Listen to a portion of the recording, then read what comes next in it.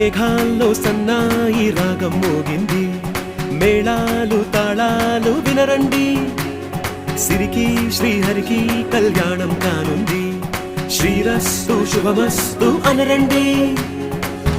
అచ్చతలు గంటో పెళ్లికి అర్థం చెప్పారంటూ, మెచ్చదగు ముచ్చట ఇది అని సాక్ష్యం చెబుతామంటూ, జనులంతా జై కొట్టేలా జరిపిస్తామండి.